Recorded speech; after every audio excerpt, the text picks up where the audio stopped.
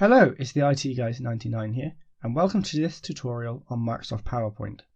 We're going to be talking through all of the key features you're going to need in using PowerPoint in the workplace. So let us begin. We're going to start off by creating our PowerPoint. When you load PowerPoint, you'll be greeted with three options on the left.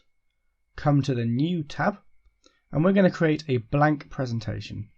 To do this, we're just going to click Blank Presentation.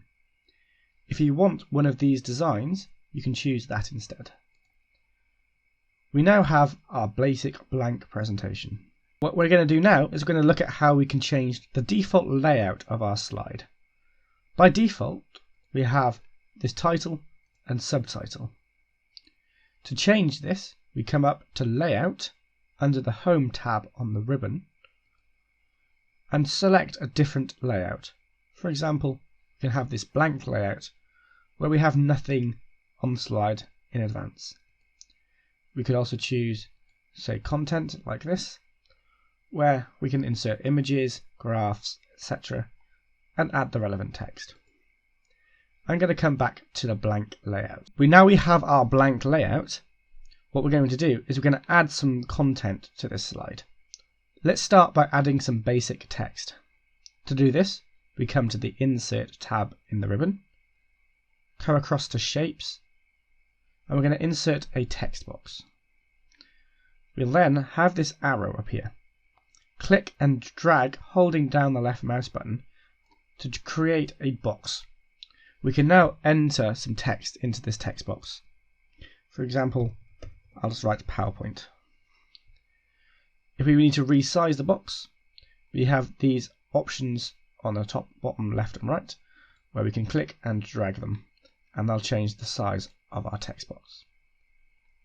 We can also change the borders and background of our text box by selecting the box, coming to Drawing Tools, Format, changing the shape fill. For example, we'll make the background orange, and changing the shape outline, for example, to be thicker, and I'm going to make it red. And that'll then change the border of our text box. We can also edit the text like we do in Microsoft Word by highlighting the text. Then in the Home tab of the ribbon, you can select its font here. You can change the font size here. Let's make it large. You can also alter the font size by increasing it and decreasing it with these buttons. We can make our text bold, italic, or underlined. You can also add other effects such as a background blur. I'm going to increase the size of my text box, and I'm going to change the font color. To do that, we come to this button and select our choice of color. Now this looks very ugly, so I'm going to delete it. And now we're going to look at how we can add bullet points and numbers to our text boxes. So we're going to again come and add a new text box like so. Now, rather than just typing, I'm going to select here to insert bullet points. Now, when I type, we can now see that we're having bullet points with each of the new lines. If you didn't want a bullet point on a particular line, for example on Word, I can select it and then press this button again, and that will remove the bullet points. We can also alter which bullet points we have by clicking on the down arrow and choosing our choice of bullet point. We can also replace the bullet points with a numbered list by choosing this 1, 2, 3 button that's next to the bullet point one. And here we now have our numbered list. I'm again going to delete this, and now we'll look at how we can insert WordArt. So WordArt is quite well known, and it's a more stylized and artistic way of adding text to your slides, often for things like titles. To add it, we come across to this Insert tab in the ribbon, come across to WordArt, and select an option from the list below. I'm going to go for this last one. And now we can see we have this textured and styled text, which I can again add my text to, like so. Now we have a basic understanding of how we add text. We're going to add some other features to our PowerPoints. The first of these is going to be inserting an image. To do that, we come across to Insert, and then we come to Picture if you have a photo on your device, or an online picture if you would like to find one. We're going to insert an online picture, and we'll choose an apple, for example. We'll then choose this first one, and click Insert. And this will insert a picture into our PowerPoint. We'll have some design ideas that pop up, and this one actually looks very nice, so let's go for that. The source of the photo is also included here from the online pictures, and you can delete that if necessary. However, it's always a good idea to reference where you got some images from. As you can see, you can also resize the image by using these options where they have the little radial buttons at the sides of the image, and you can also hover over the image and drag and reposition it as so by holding down the left mouse button. You can also crop the image by coming to the top right under the Picture Tools and Format options, and this will let you chop parts of the image out. We can also add a border or a frame to our images if you choose to. Now we've added an image, let's have a look at how we can add other objects or shapes to our PowerPoint. We come to Insert, and this time we're going to choose Shapes. Here we have a wide range of shapes. We can just select the one that we wish, for example a rectangle, then click and drag to draw the shape. We've now created our shape, and again you can add text to these by right clicking and then choosing Edit Text. And now we can see we can add text. And this applies for all of those shapes. Let's remove this. Next up in our tutorial, we're going to be having a look at how we add graphs and charts into our PowerPoint. To do this, come across to Insert, and then click on Chart. Here you'll have a series of different options for the different types of charts. I might want to say a pie chart, so I'm going to choose pie and click OK. You'll then see a little mini Excel editor up here, which will let you input the data you need for your chart. I'll close that when you're done. If you need to edit it again in the future, under Chart Tools and Design, come across to Edit Data, and this will let you edit the data in your chart. You can also change the design of your chart using these features here, like so. Finally, we can also change the layout by either choosing one of these pre-selected quick layouts, like this, or individually by adding or removing titles, labels, legends, etc. Now we know how to insert and edit a chart. Let's come across and have a look at how we work with SmartArt. So SmartArt is a way of displaying logical flows or ideas in a more artistic way. So again, under Insert, come across to SmartArt. Here we have a series of different options again. For example, these processes, pyramids, lists, hierarchies, etc. I'll insert a hierarchy for demonstration purposes. And click OK. Here then you can insert images into each and edit the texts. You can also reposition individual objects within your SmartArt, and you can also change its design by coming to the Design tab and altering it like so.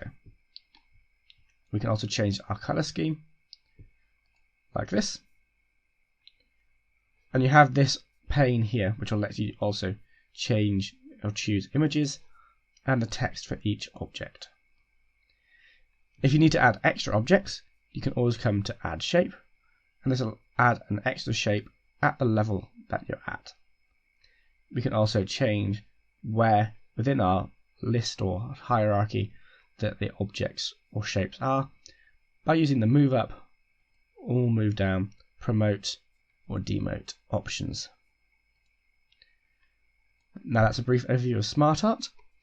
We're now going to look a bit more at the design of our pages or slides themselves. To do this, we're going to come to the Design tab in the ribbon. Here we can choose the preset designs like we saw before we created our PowerPoint. We can also change the size of our slides and change the background. For example, I could make the background a solid yellow colour. This will apply to all of our slides. I'm going to leave it blank here. What I'm instead going to do is come across to View and look at the Slide Master. So click on Slide Master. Now the Slide Master view is a series of slides where everything will be displayed on every slide in your PowerPoint. So it's a quick and easy way to create a general layout for your entire PowerPoint. This is a very important feature and one that will be very important when creating business or work PowerPoint presentations. The main thing that I'm going to insert on my master slide is a company logo. To do that, I'll insert a picture just like before. I'm going to come to Online Pictures, and again I'm going to stick a picture of an apple as our company logo. I'm going to shrink that down and put it in the top right corner. I'm going to remove the authorship information, and I'm going to remove this basic layout ideas. I'm going to leave the date. The footer I'm going to call PowerPoint and leave it like so. Now what I'm going to do is I'm going to insert a line. I'm going to put a thick line across my page like so. And I'm going to change its colour to be red. I'm going to go for this darker red colour and make it a little bit thicker. Like so. And this will now create a nice area to put the title of my presentation. And I have the company logo in the top right. I'm now happy with this, so I'm going to close our master slide view. And as we can see, this now appears on every slide and isn't going to be changed. I insert a new slide by clicking on the new slide button. Again, we can still see this general layout. So that's the power of using our master slide view. Next, what we're going to do is we're going to insert some transitions between these two slides. Before I do so, I'm going to put some information on both slides. So this one is slide 1. I'm just going to copy that and put this one as slide 2. So now, when we're in the delivering this presentation, we're going to insert a transition between these two slides. To do that, we come to the Transitions tab within our presentation ribbon. Now, we can choose from many different options for the transition. I recommend looking for one which is quite quick and doesn't take up too much time. So, for example, I'm just going to go for a simple wipe transition, like so. We're going to talk a bit more about why we might want to go for a quicker transition when we discuss some of the key features of a good presentation in a few minutes. But for now, we've now inserted a transition. We want to apply this to every slide by clicking here. We can have this every time we click a mouse to move between slides, or we can have it to change automatically after, say, 2 seconds. Now, if I click into presentation mode, which you can either do in the bottom right here, or come to slideshow, and from the beginning, we'll see this will appear. We can then wait 2 seconds, and it's now changed into slide 2. We press escape to exit presentation mode. Excellent. Now what we want to do is we're going to add a little bit more content to slide 1. And that content for me is going to be a star. There we go. And what I'm going to do now is I'm going to animate this star. I want the star to change or move throughout our presentation. To do so, I'm going to click on the star and come across to the Animations tab in the ribbon. You can do these animations with different objects, images, or text within your presentation. I'm then going to choose an animation effect. I can have an animation effect to bring the object into the slide, just an animation of the object itself, for example, it's spinning, or an animation effect to remove the object. You also have motion paths, which will be a path which you can draw that the object will then move along. I'm going to add an entrance effect, which will be the grow and turn effect. And we can see a preview of that there. I want this animation to start as the slide starts, so I'll choose with previous. You can also choose after previous and insert a delay before it starts. For example, this will now wait 1 second and the animation itself will last 1 second. If you have several animations, the animation pane is a useful way of seeing all of the animations for that slide. They will all appear here, and you'll be able to see these bars which indicate when they all start. Let's view this PowerPoint again. So you can now see the slide appears, we wait 1 second, and then this will grow in and appear, and then we transition to our second slide. Very nice. Now we're pretty much happy with our slideshow. And we know how to start or stop our slideshow. The only few things left is when delivering our slideshow, which is projected onto a second screen, such as an overhead projector, the main computer screen will display speaker notes alongside the actual presentation itself. To add notes for yourself while delivering the presentation, come to the notes section, and this will add or make this extra click to add notes option appear. We can then add notes about the slide or what you want to say, like so. And these will be saved for this slide. Now we can choose different options for printing our presentation. Come across to File and select Print. Now you can either print all slides like so, print custom slides. We can have one slide per sheet. You can have a notes page like this, where you have each slide and its corresponding speaker notes. Or you can have several different options, for example, having multiple slides per page. Finally, we're going to look at different ways of saving our presentation. So we're going to come across to File, Save As, and this will let us save our PowerPoint in our chosen location as a presentation. We could also save our PowerPoint as a PDF or as a video. To do this, we're going to come to File, Export, and we can either create a PDF or create a video. And you'll have a series of different options for the video encoding here. And when you do so, it'll then save your PowerPoint as a video for you. That's all the key features we want to show you in this tutorial. However, before we go, we're going to now discuss what makes a good presentation. Finally, let's discuss what makes a good presentation. So firstly, you want a clear background. You want something that is a light colour and fairly plain, so that all of the things that you're putting on your slide, such as text, images and diagrams, stand out clearly. You don't want to run into a situation where you have a dark background with dark text, otherwise people will not be able to read it. Secondly, you want a clear title for your presentation, which will put across exactly what you're going to be talking about. Similarly, each slide should then have a title like this. This will then mean that the people watching your presentation have a good understanding about what that slide is trying to convey.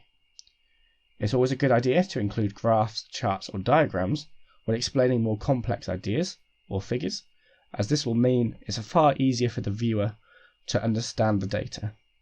Similarly, only include bullet pointed text rather than long paragraphs within your slides. This should be an aid to your presentation, but you should be expanding on it with what you're speaking, not reading paraphrasing from the slides. Similarly, again, we're going to be using diagrams like this one to put across more complex information. Don't overclutter your slides either. For example, with this video, you may want a separate slide to discuss what's included in the video, rather than trying to cram it all into one, otherwise it will look cluttered and people will not watch it too much, or will not read some of the important information. Finally, you don't want to over-animate your slides. having too many animations bringing in all of the text individually can become slow and tedious. And the same for transitions. You want them to be quick and succinct, rather than taking a long time and breaking the flow of your presentation. Anyway, that's everything for this tutorial, so thank you very much for watching. Make sure you leave a like if you've enjoyed this video, and subscribe to our channel for more tutorials like this one. But for now, thanks for watching and goodbye.